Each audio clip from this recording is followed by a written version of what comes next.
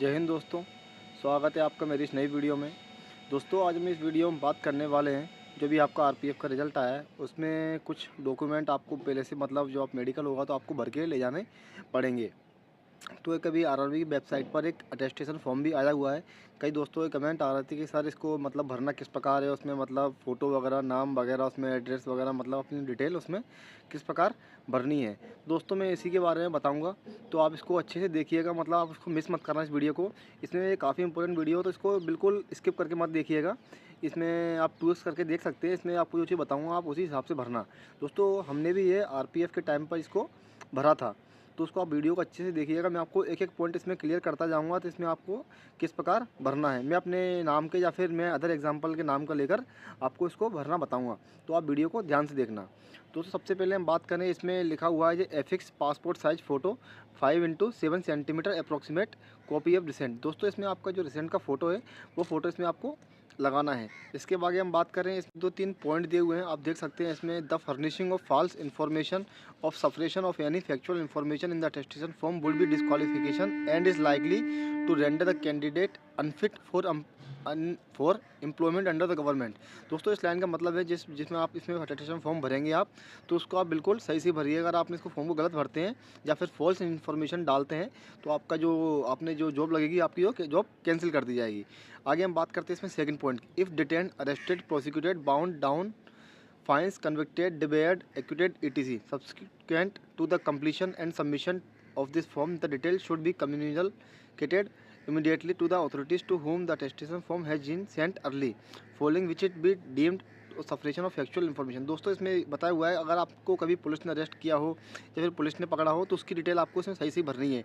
ये आप फॉर्म भरोगे तो उसके बाद में ये फॉर्म आपका आपको जो वेरिफिकेशन होगा, पुलिस वेरिफिकेशन, उसमें भी आपको ये फॉर्म आपको भेजा जाएगा। मतलब जो रेलवे बोर्ड जहाँ मेडिकल कराने जाएंगे वही इनको यहाँ से भेजते हैं। इसमें हम बात करें थर्ड पॉइंट की, if the fact that a false information has been furnished और that there has been suppression of any factual information in the attestation form come to the notice at any time during the service of a person, his service would be liable to be terminated. दोस्तों इसका मतलब ये है, अगर आपने इस time गलत information दे दी, इस टाइम वो चल गया, लेकिन वो बाद में पता लगता है कि आपने गलत इन्फॉर्मेशन दी है, तो इसमें दोस्तों आपकी इस टाइम पर आपको आपकी सेवा समाप्त कर दी जाएगी, मतलब आपको जॉब से निकाल दिया जाएगा। इसका मतलब यही है दोस्तों, इसका मतलब यही है, इसमें आपको सारी चीज़ें सही सही इसमें भरनी है। आगे हम बात करें इसमें name in full block capital letter, इसमें आपको जो आपका नाम है, जैसे आपका राहुल किसी का नाम है तो RAHUL, इस प्रकार आपको इसमें कैपिटल नाम, इसमें अपना अपना नाम पूरा लिखना है। इसमें आगे दिया है सेकंड पॉइंट में प्रेजेंट एड्रेस, जैसे विलेज, थाना, district, house number, land, street two. इसमें आपको दोस्तों अपना पूरा एड्रेस लिखना है, हो सकता, लेकिन आप इसमें एक काम करिएगा, आपका जो आपका आधार कार्ड में एड्रेस है वही आप सेम एड्रेस में डालने की कोशिश करें, क्योंकि इसमें बाद में वो लोग भी बोलते हैं इसमें आपका एड्रेस नहीं मिल रहा है, आधार कार्ड से मैच नहीं हो रहा है, तो आप आधार कार्ड के हिसाब से अपना एड्रेस भरिए। होम एड्रेस, किसी किसी को दोस्तों प्रेजेंट और होम एड्रेस अलग अलग होते हैं और किसी के एक ही होते हैं, तो जिसका सेम हो तो इसमें आप सेम अपना एड्रेस भर देना। इसमें आपका पिन कोड आ जाएगा 6 अंक का। इसके आगे हम बात करें थर्ड का बी पॉइंट, अगर इसमें कोई पाकिस्तान से या फिर स्टार्टिंग मतलब जैसे आज़ाद हुआ था उस टाइम पर पाकिस्तान से या बांग्लादेश से कोई आया है और इसमें आया है तो इसमें आपको भरना है उसमें डेट ऑफ माइग्रेशन, जब आप उस डेट को वहाँ से आए हो।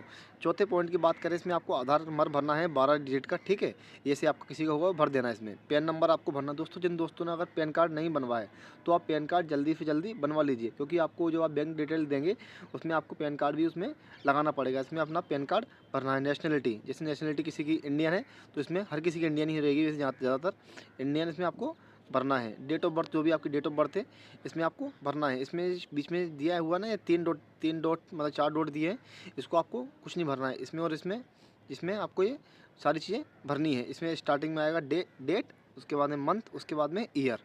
उसके बाद हम बात करें प्रेजेंटेज की, इसमें आपको प्रेजेंटेज भरनी है, जो भी आपकी प्रेजेंटेज प्रेजेंट में बन रही हो। आप उसमें गूगल पर आप जाकर देख सकते हैं, जिस दिन आपका मेडिकल होगा उस दिन क्या इसमें आप डेट भर लेना उसी हिसाब से। एजेट मेट्रिकुलेशन, जो आपकी 10th की मार्कशीट में है, 10th की मार्कशीट की जो डेट है उसमें डेट भरनी है। आगे इस पर हम बात करें 8th पॉइंट की, place of birth, district and state in which situated. दोस्तों जिस राज्य में या जिस डिस्ट्रिक्ट में, जिस ज़िले में आपका जन्म हुआ है, इसमें आपको डिस्ट्रिक्ट का नाम लिखना है और आपको स्टेट का नाम भी इसमें लिखना है। आगे हम बात करें district and state to you which you belong. हो सकता है दोस्तों किसी का जन्म दूसरे राज्य में हुआ हो और वो किसी दूसरे राज्य से अब बिलोंग करता हो, कई लोगों के साथ रहता है, इसमें दोनों का अलग अलग भरना है, अलग अलग है। अगर किसी का एक ही है मतलब जन्म का, और अभी जो प्रेजेंट में वो रह रहा है, यहाँ से बिलोंग करता है, दोनों का उसमें भरना है। आगे हम बात करें इसमें district and state to which your father originally belong. दोस्तों जिसके फादर जिस स्टेट से बिलोंग करते हैं, जिस डिस्ट्रिक्ट से बिलोंग करते हैं, इसमें भरना है। जहाँ तक कि तीनों का सेम ही रहता है वैसे, लेकिन किसी किसी का हो सकता है चेंज हो इसमें। आगे हम बात करें 9th पॉइंट की, इसमें रिलीजन, आपका धर्म क्या है। इसमें आप हिंदू धर्म हैं, बुद्धिस्ट हैं, मुस्लिम हैं, ईसाई हैं, जो आपको जो भी धर्म है आपका इसमें आप भर दीजिएगा। आगे हम बात करें इसमें are you member of schedule caste, schedule tribe और ओबीसी, यस और नो। दोस्तों अगर कोई एससी का है, या कोई लड़का का या फिर एसटी कैटेगरी से बिलोंग करता है, या फिर ओबीसी कैटेगरी से बिलोंग करता है, तो उसमें आप उसको इसमें यस कर देना, और इसमें जो भी आपकी कैटेगरी है इसमें आप भर दीजिएगा। आगे हम बात करें इसमें 10th पॉइंट की, particular of place which period of residence which you have reside for more than 1 year. दोस्तों इस लाइन को अच्छे से पढ़िएगा, इसमें दिया हुआ है मोर देन 1 ईयर, 1 साल से ज़्यादा, at a time during preceding 5 year, पिछले 5 साल से। In case of stay abroad, या फिर देश से जो बाहर रह रहे हैं, इंक्लूडिंग पाकिस्तान को इसमें इंक्लूड करना है। Particular of all places which you have resided for more than 1 year after 18 the age of 21। दोस्तों इस लाइन का कुछ ज़्यादा मतलब नहीं है। 21 साल के बाद आप जहाँ भी 1 साल से ऊपर रहे हैं, दोस्तों कई लोग भाई पढ़ाई करते हैं बाहर, मतलब अपने गांव से बाहर जाकर, या फिर वो 1 साल से ज़्यादा वहाँ रुके हैं, तो उसमें जितने भी जगह आप रुके हैं, अलग अलग जगह, सबका इसमें एड्रेस आएगा, मतलब किस डेट से आप किस डेट तक इसमें रुके हुए हैं, आपका जो आपका उस टाइम एड्रेस क्या था जब आप रुके थे, नेम ऑफ डिस्ट्रिक्ट हेडक्वार्टर, जो उसको जो आपका जहाँ आप रुके थे उसका हेडक्वार्टर का इसमें लिखना, मतलब जो आप जहाँ रुके थे उसी का आपको इसमें डिस्ट्रिक्ट डाल देना है। इसमें दोस्तों कोई कन्फ्यूजन तो नहीं है, अगर आपको कोई डाउट लगे तो आप मुझे कमेंट बता देना, उसको क्लियर कर दूँगा। आगे हम बात करें 11th पॉइंट की, name in full aliases any, national of बर्थलिटी, प्लेस ऑफ बर्थ, ऑक्यूपेशन। दोस्तों इसमें आगे आप देखिए, इसमें फादर, मदर और स्पाउस, फादर का फुल नेम इसमें लिखना है, नेशनलिटी बाय बर्थ, मतलब वो किस देश के में आपको जन्म हुआ है पिताजी का, प्लेस ऑफ बर्थ मतलब इसमें देश का नाम आ जाएगा, इसमें जो आप पिताजी का आपको जन्म हुआ वो आ जाएगा इसमें। आगे हम बात करें जो वो क्या, उनका मतलब काम क्या करते हैं, ऑक्यूपेशन, उनका पैसा क्या है, प्रेजेंट पोस्टल एड्रेस, मतलब जो पिताजी का पोस्टल एड्रेस है जहाँ पिताजी रहते हैं वहाँ डालना है। If dad give last address, अगर उनकी मृत्यु वगैरह हो गई है तो उस टाइम उनका लास्ट एड्रेस क्या था वो डालना है इसमें। और प्रेजेंट आपका होम एड्रेस, मतलब जो पिताजी का होम एड्रेस है प्रेजेंट का वो डालना है। सेम इसमें मदर का डालना है। स्पाउस क्या है दोस्तों, स्पाउस जो है आपकी वाइफ का फुल नेम, नेशनलिटी डालनी है, प्लेस ऑफ बर्थ डालना है, उनको कोई जॉब करती है तो जॉब डाल दीजिएगा, उनका जो प्रेजेंट पोस्टल एड्रेस है वो डाल दीजिएगा, उनका प्रेजेंट होम एड्रेस। दोस्तों इसमें कोई आपको डाउट हो तो मुझे बता देना, या फिर आप वीडियो को फिर से पॉज करके देख सकते हैं, मैं आपको आराम से बता रहा हूँ, इसीलिए इसमें कोई गलती नहीं करनी है भरने में। आगे हम बात करें इसमें information to be furnished with regard son and daughter in case they are studying living in a foreign country. दोस्तों अगर आपको कोई बेटा या बेटी फॉरेन कंट्री में पढ़ रहा है तो इसमें आपको उसकी जानकारी देनी है। उसमें आपका नाम डाल दीजिएगा, नेशनलिटी बाय बर्थ और बाय डोमिसाइल, जन्म के आधार पर उनकी नेशनलिटी क्या है, और जहाँ वो मतलब फॉरेन कंट्री में रह रहे हैं उनका नाम आ जाएगा इसमें। प्लेस ऑफ बर्थ आ जाएगी, जहाँ उनको जन्म हुआ, कंट्री में स्टडिंग, जिस देश में वो रह रहे हैं वहाँ का फुल एड्रेस इसमें लिखना है, मतलब कोई अमेरिका में पढ़ता हो या फिर किसी भी देश में XYZ वहाँ पढ़ता होगा, वहाँ का इसमें एड्रेस डालना है आपको। Date from which studying living in the country mentioned in the previous column. दोस्तों इसमें जिस डेट से वो पढ़ रहा है या वहाँ रह रहा है उस ये वाली डेट उसमें आएगी। ठीक है दोस्तों, आगे हम इसमें देखते हैं 13th point, educational qualification showing places of education with years in school and colleges since 15 year of age. दोस्तों आपने 15 साल की एज के बाद जहाँ भी आपने पढ़ाई की है उसका इसमें सारी चीज़ें आएंगी। जैसे दोस्तों आपने कोई 15 साल की एज में हो सकता है कोई 10th में हो, तो 10th का पूरा, 11th का, 12th का, जो आपने ग्रेजुएशन की है उसका फुल एड्रेस इसमें डालना है। जैसे आपका XYZ स्कूल है, XYZ कॉलेज है, उसका फुल एड्रेस डालना है।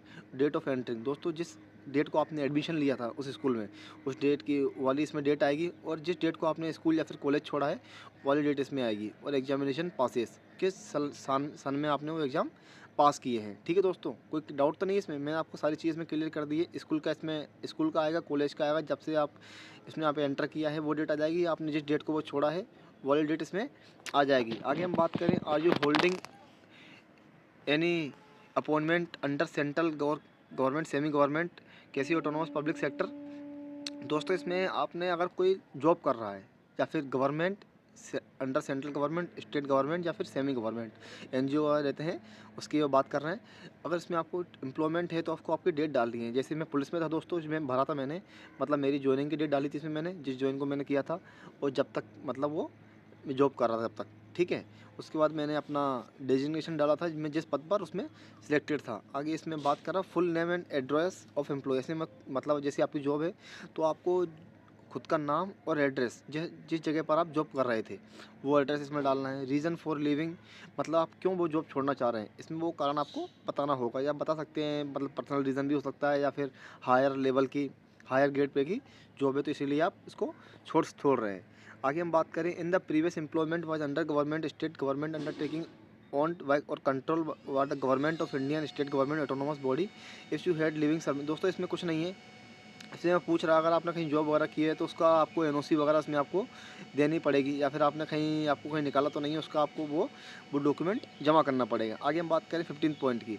दोस्तों सबसे इंपॉर्टेंट पॉइंट है ये 15 वाला। इसमें कई लोग इसमें झूठी इन्फॉर्मेशन दे देते हैं और बाद में उनको दिक्कत आ जाती है, जॉब के साथ भी मतलब लगने से बड़ी दिक्कत आती है। वो आती है, अगर कोई झूठी देता है तो उसको बाद में जेल वगैरह भी हो सकती है और उसकी नौकरी भी जा सकती है। इसमें हम बात कर रहे हैं, have you ever keeped under detention, कभी पुलिस ने आपको पकड़ा किसी केस के अंदर तो अगर यस है तो यस भरना, नो है तो नो टिक करिएगा।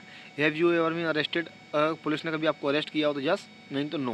हैव यू एवर प्रोसिक्यूटेड, अगर आप पर कभी क्रिमिनल केस वगैरह फाइल हुआ हो या फिर कोर्ट में चला हो तो आपको यस करिएगा वरना नो करिएगा। इज़ यानी क्रिमिनल केस पेंडिंग, अगर आप पर कोई क्रिमिनल केस वगैरह पेंडिंग है तो आपको इसमें यस करना है वरना नो करना है।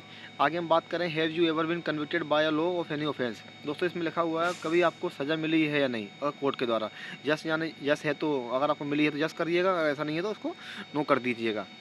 इसके आगे हम बात करते हैं, आगे इसमें देखते हैं एफ जी और 3 पॉइंट बचे हैं इसमें भी। Whether discharge expelled withdraw of any training institution. दोस्तों इसमें दिया हुआ है किसी गवर्नमेंट बॉडी से या फिर ट्रेनिंग इंस्टीट्यूशन से आपको कभी निकाला है तो यस करिएगा, नहीं निकाला उसको नो कर दीजिएगा।